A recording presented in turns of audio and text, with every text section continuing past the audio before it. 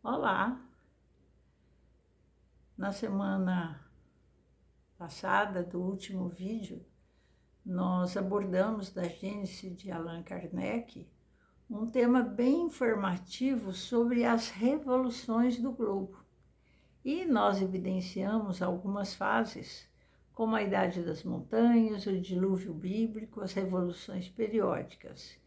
E falamos que hoje nós voltaríamos e abordaremos uma outra fase, que são os cataclismas futuros. O que seria isso? Bom, as grandes comoções telúricas se têm produzido nas épocas em que a crosta terrestre sólida da Terra, pela sua fraca espessura, não tinha, assim, nenhuma resistência, né, que oferecida à efervescência das matérias em ignição no seu interior. E tais comoções, elas foram diminuindo à proporção que aquela crosta se consolidava. Numerosos vulcões já se acham extintos hoje, outros os terrenos de formação posterior soterraram. E poderão produzir-se perturbações locais por efeito de erupções vulcânicas, da eclosão de alguns vulcões novos, de inundações repentinas de algumas regiões. Poderão do mar surgir ilhas e outras ser por ele tragadas. Mas passou o tempo dos cataclismos gerais, como os que assinalaram os grandes períodos geológicos. A Terra adquiriu uma estabilidade que, sem ser assim absolutamente invariável, ela coloca doravante o gênero humano ao abrigo de perturbações gerais, a menos que intervenham causas desconhecidas a ela estranhas e que de modo nenhum se possa prever. Então, quanto aos cometas, nós estamos hoje mais tranquilizados com a relação à influência que exercem, mais salutar do que nocivo, por parecerem eles destinados a reabastecer os mundos, se assim nós podemos nos exprimir, trazendo-lhes os princípios vitais que eles armazenam em sua corrida pelo espaço, e, com isso, na aproximação dos sóis. E seriam antes fontes de prosperidades do que mensageiros de desgraças.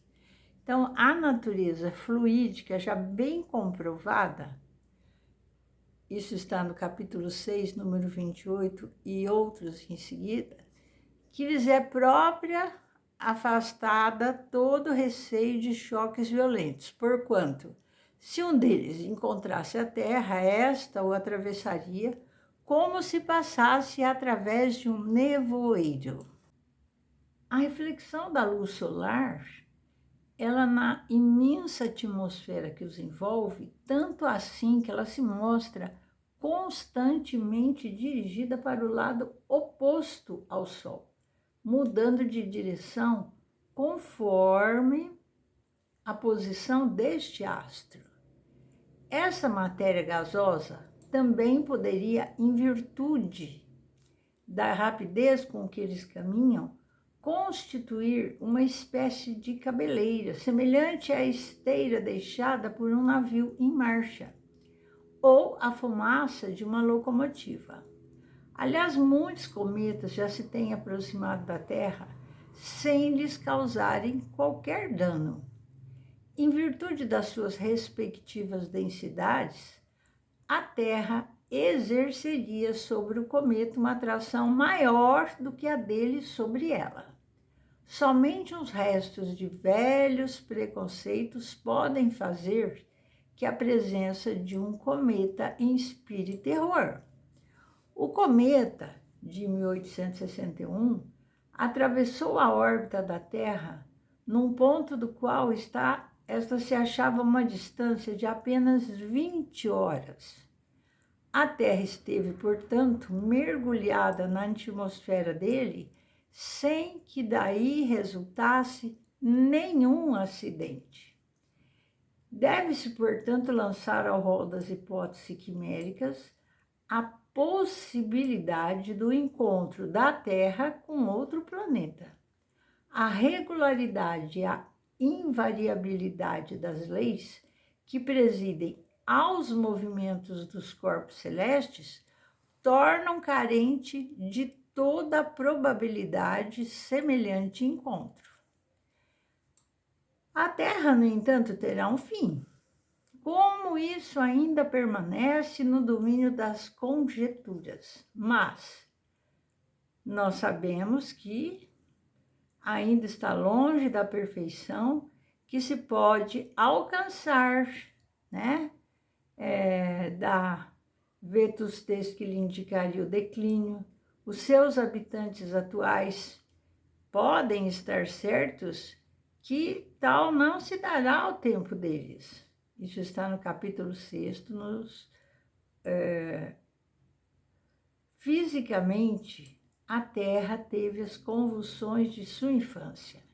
Entrou agora num período de relativa estabilidade, do progresso pacífico que se efetua pelo regular retorno dos mesmos fenômenos físicos e pelo concurso inteligente do homem.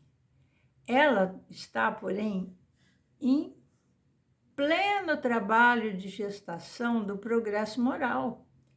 Aí residirá a causa das suas maiores comoções, até que a humanidade se haja avantajado suficientemente em perfeição pela inteligência e pela observância das leis divinas.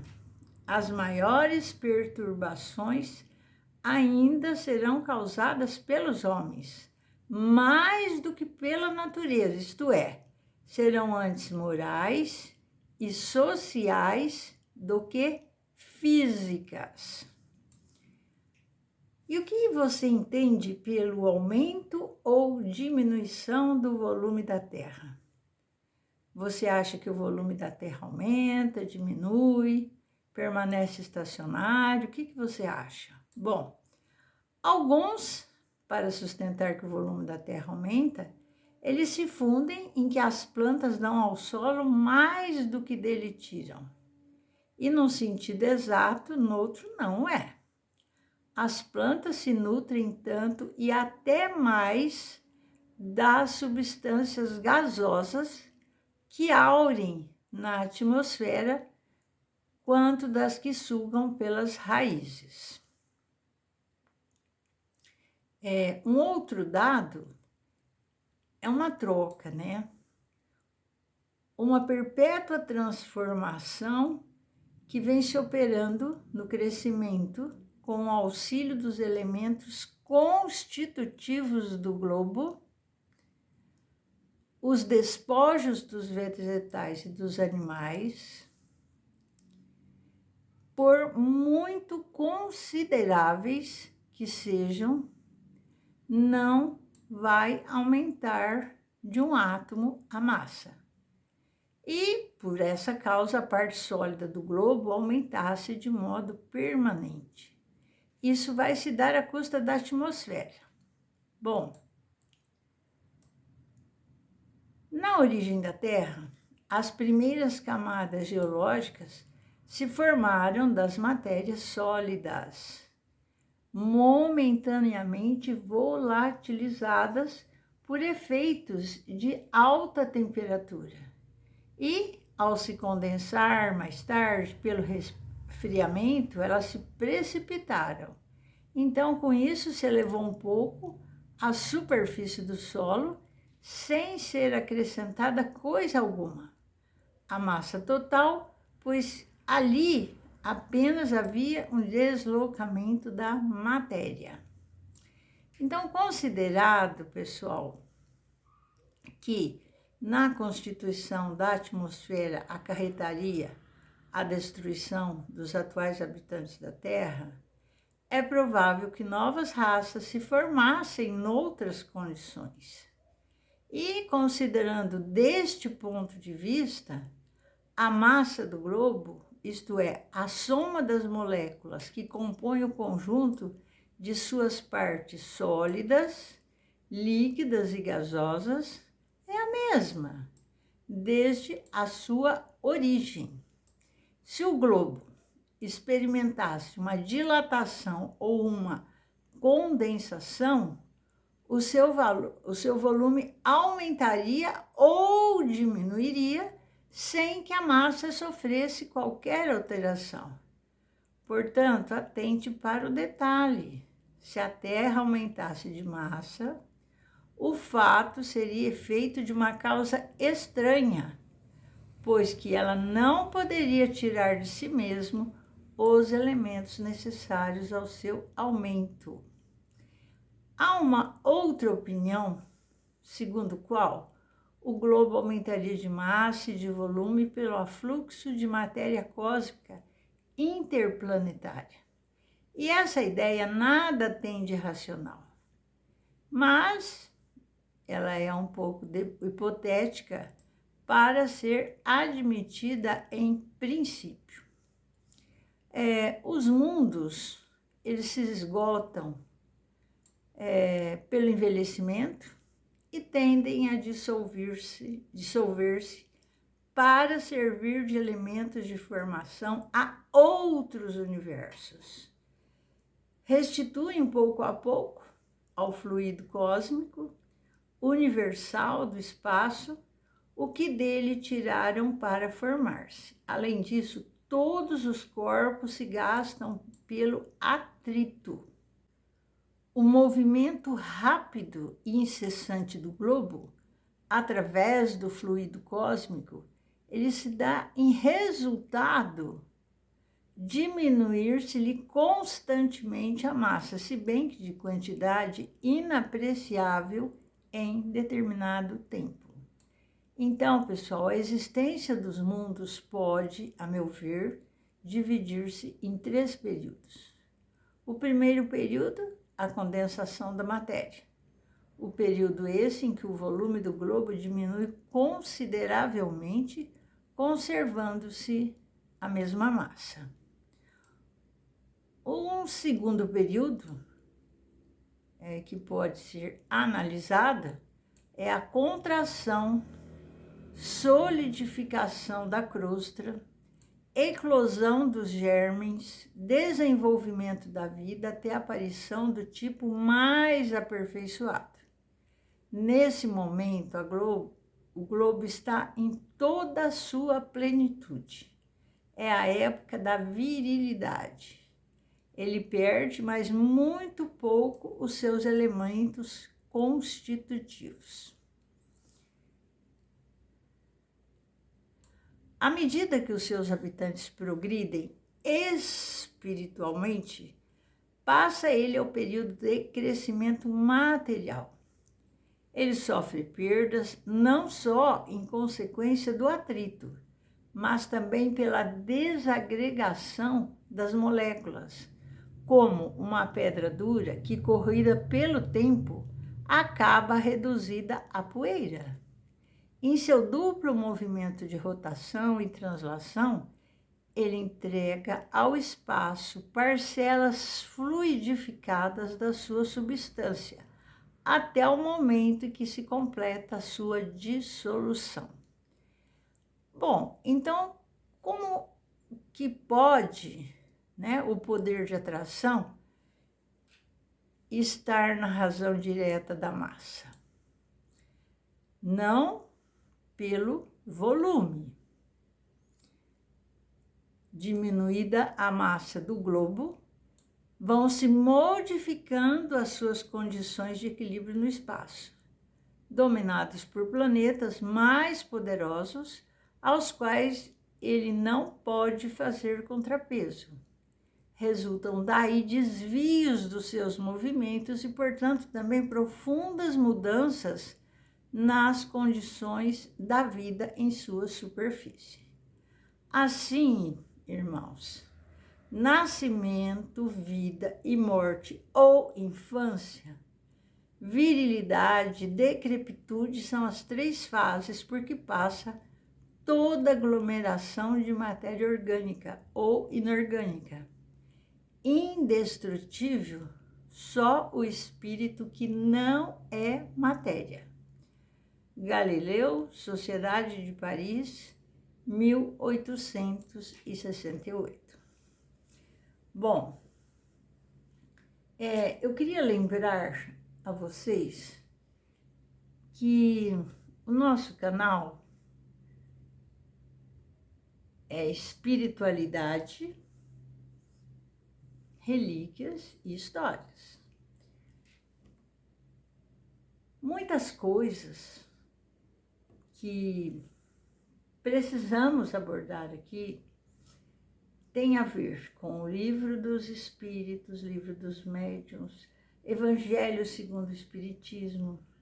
E neste abordamos o Gênese, todos os livros espíritas com orientações de Allan Kardec. Agora, tem pessoas que eu sei, preferem uns temas mais leves. Mas é importante evoluirmos. Nós não podemos ficar só lendo. Ótimo, adoro também ler romances. Mas nós precisamos ler histórias.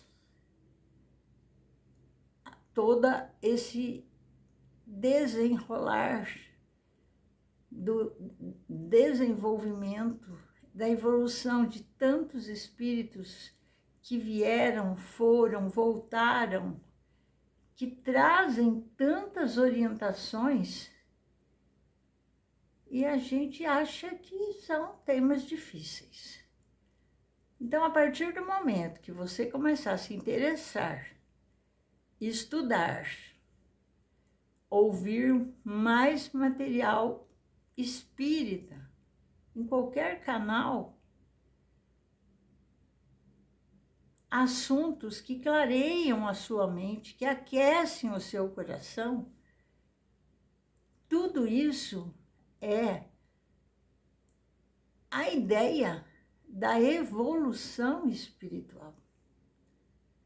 Esse espírito precisa estar fortalecido, não é só em coisas fáceis, né? As pessoas acham que espiritismo tem um médium que recebe, tem muitas orientações nas casas espíritas, nos trabalhos, nos livros, nos canais da internet. E você tem que saber, você tem que sentir os assuntos que você precisa saber naquele momento. Que vídeos você deve estar ouvindo num ambiente calmo, tranquilo, sem barulho, para você assimilar como aulas de espíritos super evoluídos que estão trazendo tantas mensagens e nós não estamos querendo entender. Ou melhor, muitos não têm paciência nem de ouvir. Então, a lição de hoje, eu sei que ela é um pouquinho difícil, mas foi escrito esse livro há tantos anos, encaixa direitinho nos dias de hoje. Vamos amadurecer espiritualmente, vamos aprender, vamos tirar as nossas dúvidas. E que Deus o abençoe, que Deus o proteja, que Deus ilumine os seus caminhos com muita sabedoria. Que você saiba discernir, que você saiba utilizar tantas mensagens que o levam a esse crescimento espiritual. Que o Divino Mestre Jesus o abençoe. Até a próxima. Curtam, façam a sua inscrição, compartilhem e um beijo no seu coração. Até mais.